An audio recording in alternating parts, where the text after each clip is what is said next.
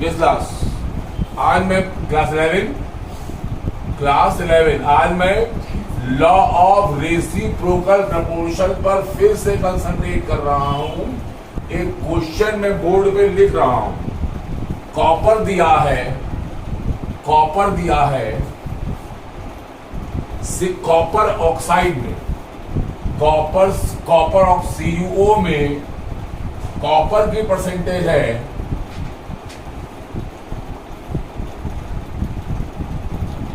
66.5% copper की percentage है। और नहीं, कॉपर सल्फाइड में कॉपर की परसेंटेज इतनी है। कॉपर ऑक्साइड में कॉपर की परसेंटेज दी हुई है, कॉपर ऑक्साइड में कॉपर की परसेंटेज है 79.99% और सल्फर ट्राइऑक्साइड में ऑक्सीजन की परसेंटेज है 50% ऑक्सीजन, राइट। अब देखिए, जब यहां कॉपर की परसेंटेज इतनी है तो एक ट्रायंगल बन गया। ट्रायंगल, यहां 3 एलिमेंट हैं, कॉपर है, सल्फर है और ऑक्सीजन है। यहां पर मिलेगा कॉपर सल्फाइड में कॉपर है, कॉपर 66.5%। तो सल्फर कितना होगा? सल्फर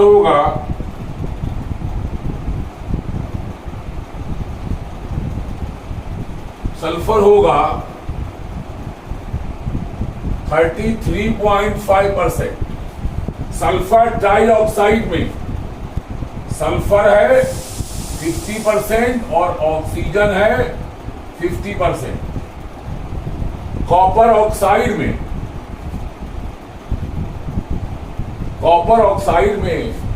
कॉपर है 79.99%।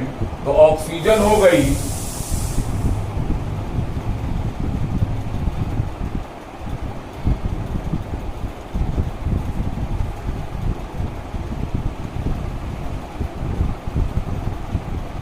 20.01 ऑक्सीजन हो गई। अब यहां से हमको law of reciprocal proportion prove करना है। पहले हम Cu/S निकालें, फिर हम Cu/S निकाला कॉपर सल्फाइड से, तो आया 66.5/33.5, राइट। तो डिवाइड करने पर ये रेशियो आ रहा है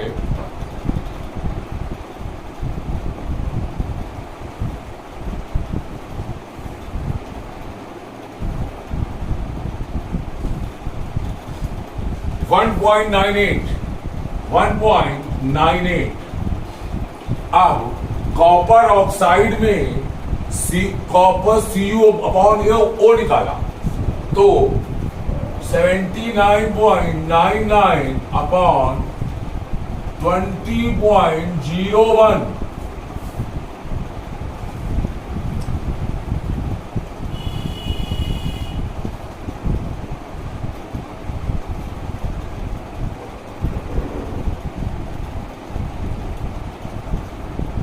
ये आ रहा है 3.99।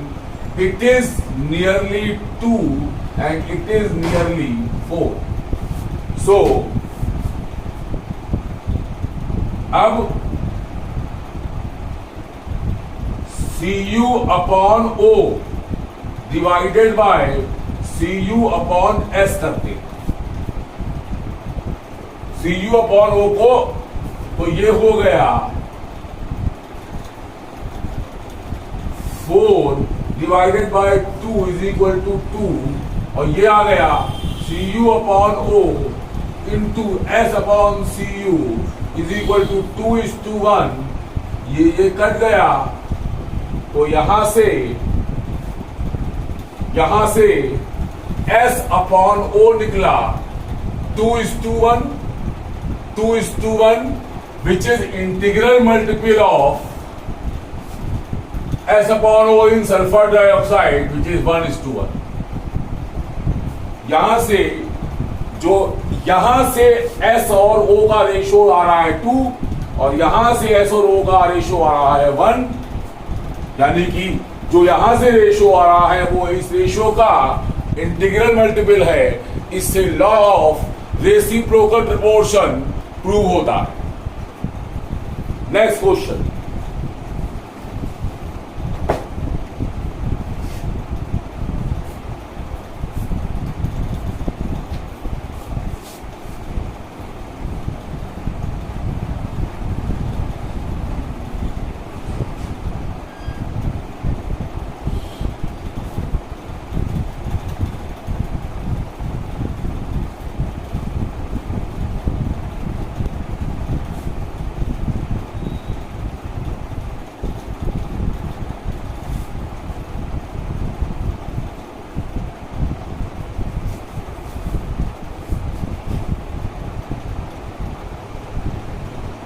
हाँ, दूसरा क्वेश्चन है H2S हाइड्रोजन सल्फाइड में सल्फर है 94.11%। सल्फर है 94.11%। H2O में हाइड्रोजन है 11.11% और सल्फर डाइऑक्साइड में ऑक्सीजन है 50%। यहां भी 3 एलिमेंट है।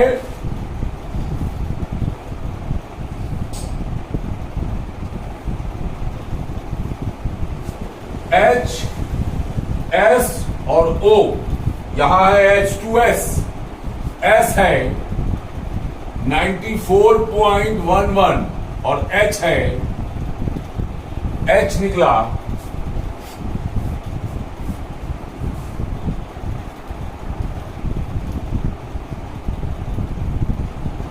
H, 100 से माइनस करके हाइड्रोजन की परसेंटेज निकाली,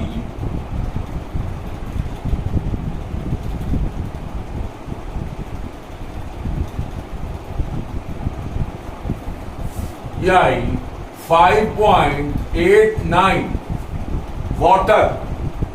वाटर में हाइड्रोजन दिया है 11.11%, तो ऑक्सीजन की परसेंटेज 100 से माइनस करके निकाली,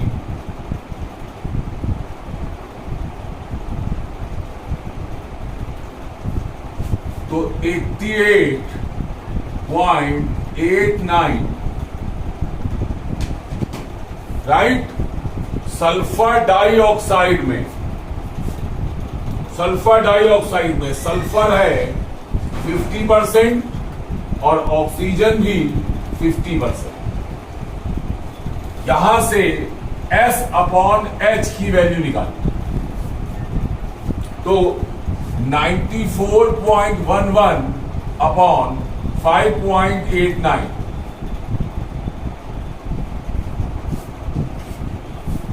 तो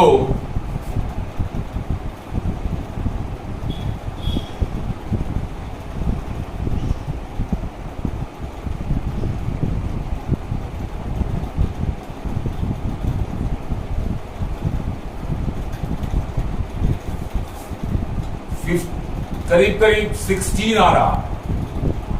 यहां से O अपॉन H निकाला, 88.89 अपॉन 11.11 जो कि ऐसे ही आ रहा है 8। अब S अपॉन H और O अपॉन H किया, तो वो आ गया 16 अपॉन 8, अपॉन H कट गया, तो S अपॉन O आया 2:1 और यहां पर S/O आया 1:1, 50:50, यानी कि यहां से जो S/O की वैल्यू है वो है 2, यहां से जो S/O की वैल्यू है वो है 1, यानी कि इन दोनों से जो S/O रेशियो की वैल्यू मिलती है वो इस रेशियो का इंटीग्रल मल्टीपल है।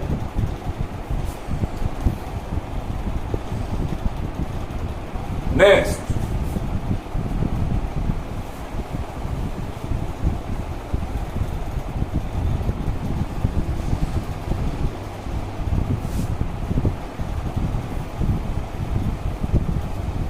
नेक्स्ट क्वेश्चन,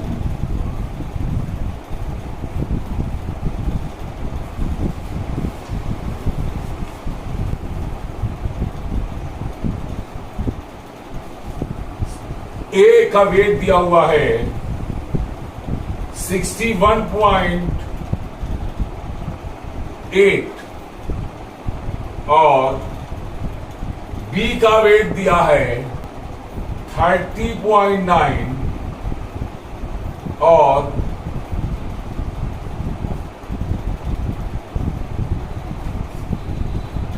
सी का वेट दिया है 106.5।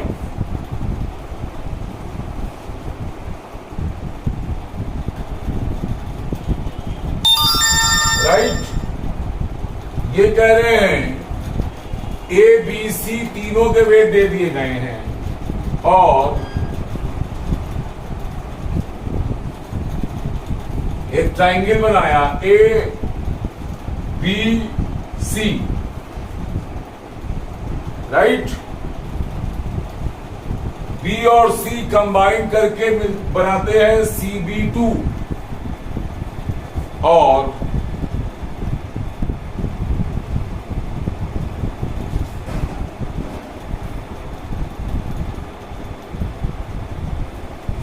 ये दोनों मिलके बनाते हैं AB। ये क्वेश्चन कुछ क्लियर नहीं है।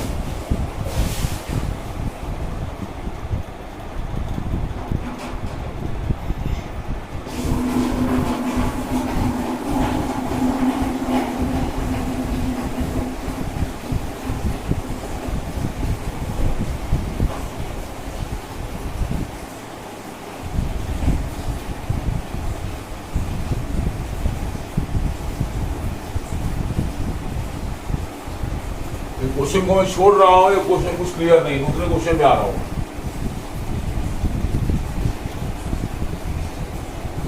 Next question,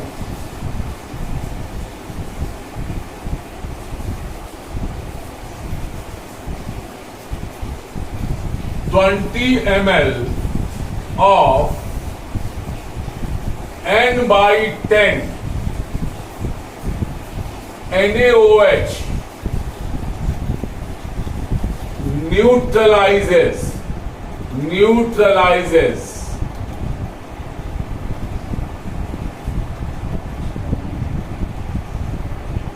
25 ml of a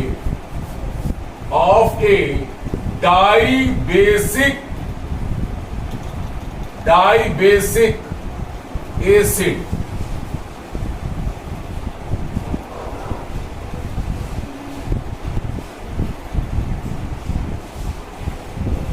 The concentration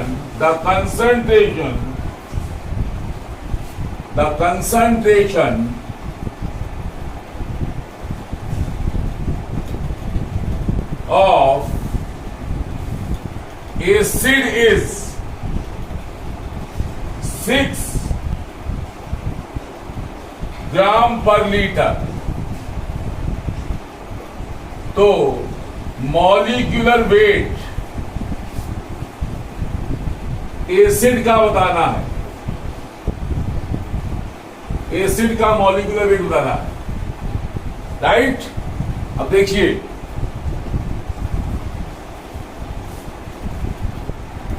एक चीज जान लीजिए, एक होता है law of equivalence. Law of equivalence कहता है कि कोई एसिड जब किसी बेस को या कोई बेस किसी एसिड को यूटिलाइज करेंगे तो दोनों के number of milli equivalent same होंगे। और नंबर ऑफ मिली इक्विवेलेंट्स होते हैं नॉर्मेलिटी इनटू वॉल्यूम, राइट। तो N1V1 is equal to N2V2, right. अब N1 1/10, V1 20, N2 फाइंड करना है, V2 25 है। ये कट गया 2 से, तो N2 आया 2/25, N2 आया 2/25। अब कह रहे हैं मोलैरिटी, नॉर्मेलिटी बराबर होता है मोलैरिटी इनटू बैलेंस फैक्टर। जो एसिड है वो डाई बेसिक एसिड है, यानी कि उसका बैलेंस फैक्टर हो जाएगा 2, यानी कि normality is equal to molarity into 2, और एसिड की नॉर्मेलिटी निकल रही है 2/25, तो मोलैरिटी आ गई 1/25। एसिड की मोलैरिटी 1/25 आ गई, right. N1V1 equal to N2V2 लगाया, एसिड की नॉर्मेलिटी N2 निकली। इसको आप लोग कंफ्यूज ना हो तो N2 is equal to M2 into 2, तो M2 निकल के आया, मतलब एसिड उसकी नॉर्मेलिटी उसकी मोलैरिटी निकल के आ रही है 1/25। अब मोलैरिटी होती क्या है? What is molarity?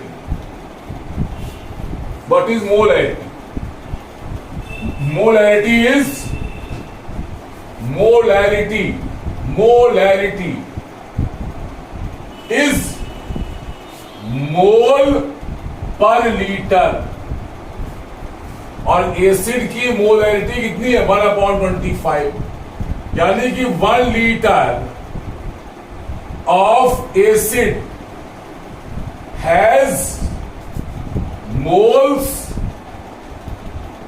1/25 मोल पर लीटर। मोलैरिटी इतनी है, इतने मोल पर लीटर, पर मतलब होता है 1, यानी 1 लीटर में एसिड के 1/25 मोल है।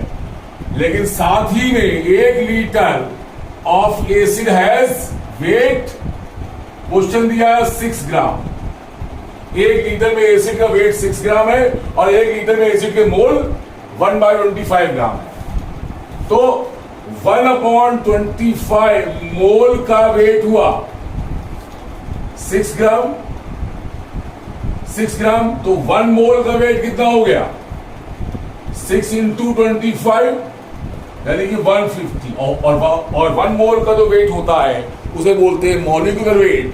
तो एसिड का मॉलिक्यूलर वेट निकल के आ रहा है 150, राइट। नेक्स्ट क्वेश्चन,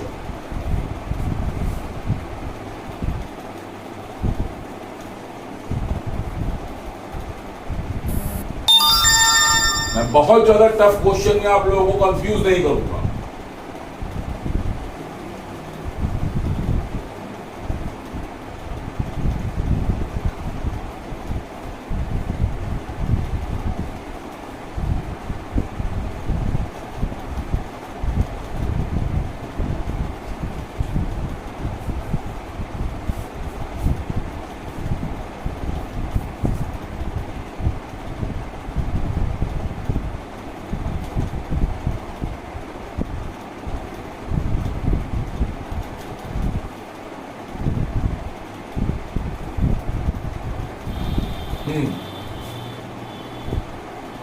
क्वेश्चन है, ए बॉटल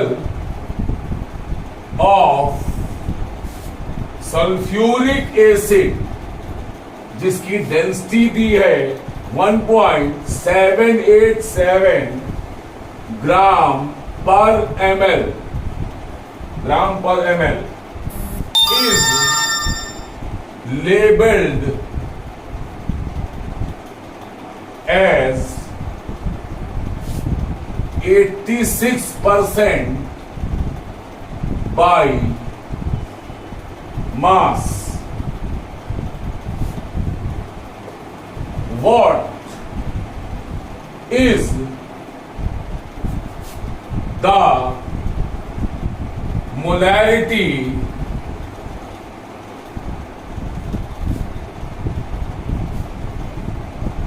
of the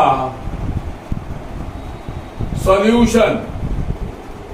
पहला पार्ट ये है, मोलैरिटी निकालनी है, राइट।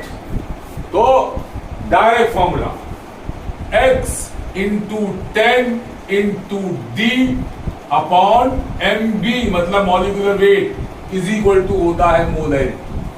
परसेंटेज दिया है 86%, डेंसिटी 1.787 और सल्फ्यूरिक एसिड का मॉलिक्यूलर वेट याद होना चाहिए 98 होता है। मोलैरिटी निकल के आ जाएगी, तो मोलैरिटी निकल के आ रही है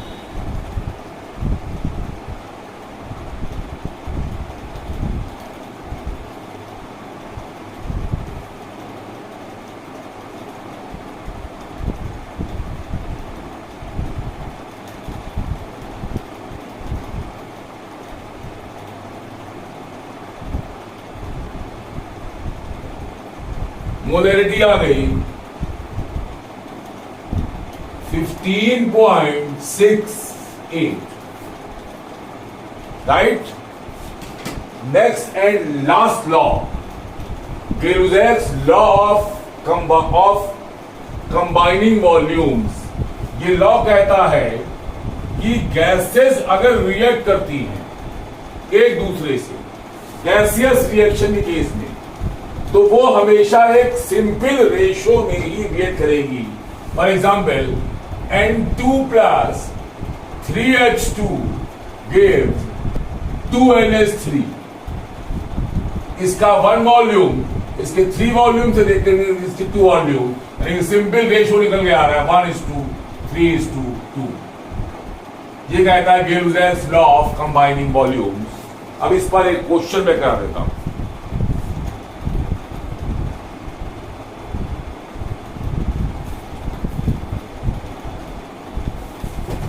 Clause's law of combining volumes।